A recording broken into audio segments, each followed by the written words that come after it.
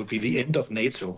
So that's the situation that we are in. But you are absolutely right. Europe has so far never decided to step up against Donald Trump. Quite on the contrary, most famously when NATO Secretary General Mark Rutte called Donald Trump daddy. So the situation is volatile. You know, what's going to happen here? Most likely, in my opinion, if Donald Trump really continues to say that he wants to own Greenland, then he will eventually own Greenland. How well did talks go when Danish and Greenland leaders met the American Vice President J.D. Vance at the White House? Not that well, judging by the downbeat reaction of the Danish Foreign Minister Lars Løkke Rasmussen. The discussions focused on how to long-term security in Greenland. And here our perspectives continue to differ, I must say. The President has made his view clear, and we have a different position.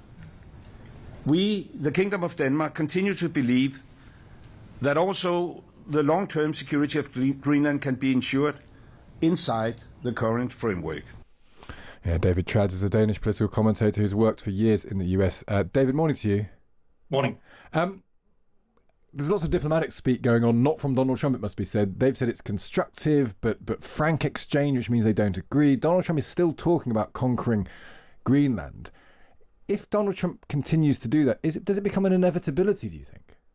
It seems as if it's an inevitability right now, because Trump has said so many times now that he wants to own Greenland. It's not off the table after the meeting yesterday in Washington, D.C. It's obviously not off the table. The Danish foreign minister said repeatedly that we differ because we still have the problem that the U.S. president wants to own Greenland, and that's unacceptable for Denmark. And yet some kind of high-level meetings might occur in the future. They might not. So this was not a good meeting for Denmark. It was not a catastrophic meeting, which some people expected.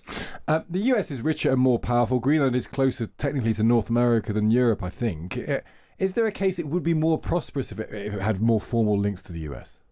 That depends on how you view this. Now, as you said before, I lived many years in the U.S. and I've very often visited and talked to Native Americans, and you cannot exactly say that they are well off in today's America. Quite the contrary. So there's no reason to believe that if Greenland were to become part of America, that they would be more well off. More likely the opposite.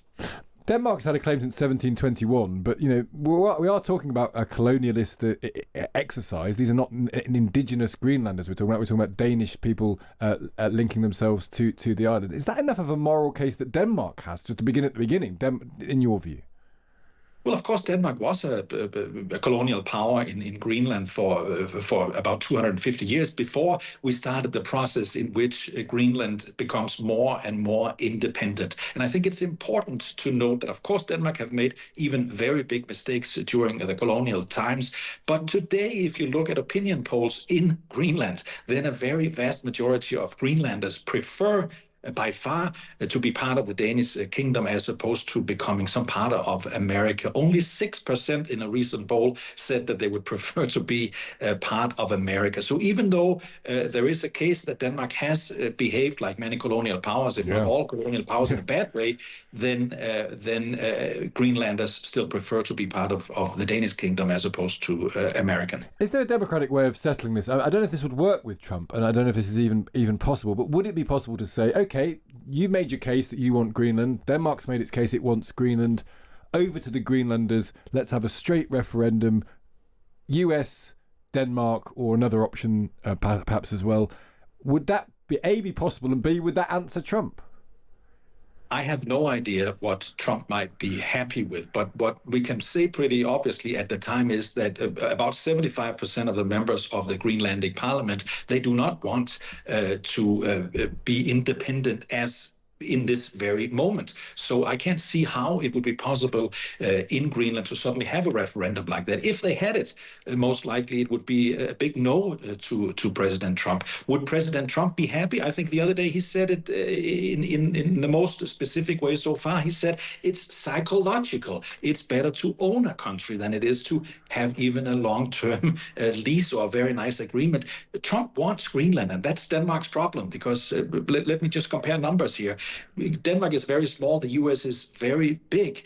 There are 55 times as many Americans as there are Danes. The economy in the U.S. is 75 times bigger than ours. The military at least 100 times bigger. So it's difficult. It's a difficult negotiation situation for Denmark. We are up against the big gorilla who wants to own Greenland. That's the reality.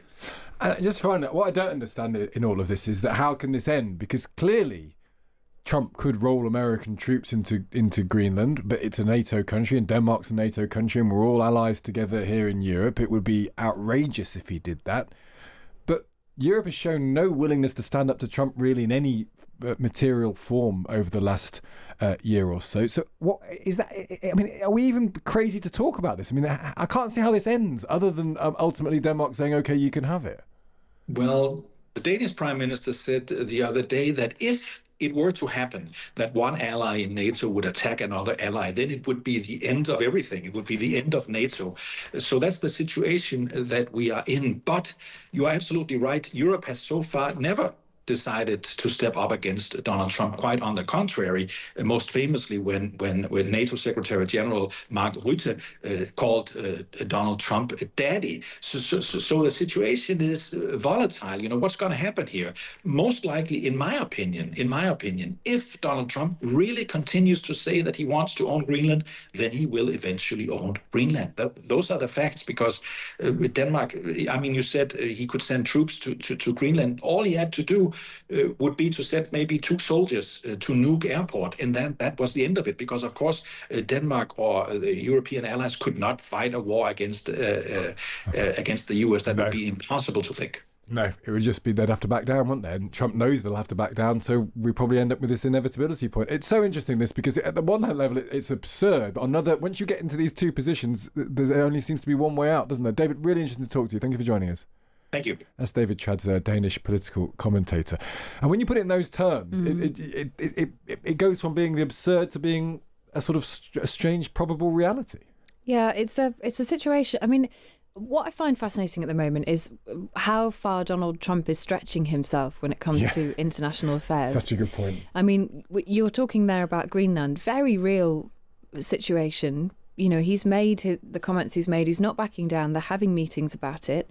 But at the same time, you know, you've got the situation in Iran. Yeah. Iran closed all its airspace. There have been meetings. There have been requests for meetings with the American administration. Also suggestions of people moving off military bases. The UK and America both doing that, advising citizens not to travel, etc., etc. So an expectation of something happening there. And then this morning, remarks made overnight by Donald Trump about President Zelensky, seemingly showing that he's back where he began on ending the war in Russia. He has said that he thinks that the hold-up now is Zelensky. When he was asked about why there is no deal, he just said, Zelensky, we need to get him to agree. Trump says he believes Putin is now in the mood for a deal. So many moving parts, one man at the centre of all of them. And yet we're supposed to believe there's grand strategy here. And, you know, this is the Trump arrangement syndrome we're talking about. But often it just feels like this is his emotional reaction to everything. What's his emotional reaction to Iran? This. To Greenland? This. To Russia? This. And then we try and construct this grand narrative. I don't think there is one. I think that he just bounces from one to another, sort of the ADHD president, trying to and reacting how he feels on any given day. Well, the only thing I would say to that is, and we've had this conversation before when we were talking about Venezuela, which is that Donald Trump does seem to like limited military intervention and a strike or an action which can be done within a reasonably small and inexpensive scope, but makes a big noise. And that's certainly what happened when he joined in with the Israeli attacks on Iran with the nuclear facility, and what happened in Venezuela to some extent. And what happens after those interventions is usually, again, limited. And that's America is wanting to hands off in Venezuela. It doesn't want to overthrow the government. There's been some questions about that. And I think that's where things are on Iran. There is a suggestion that foreign policy officials in America have presented Trump with a suite of different options, including kinetic ones, so military intervention.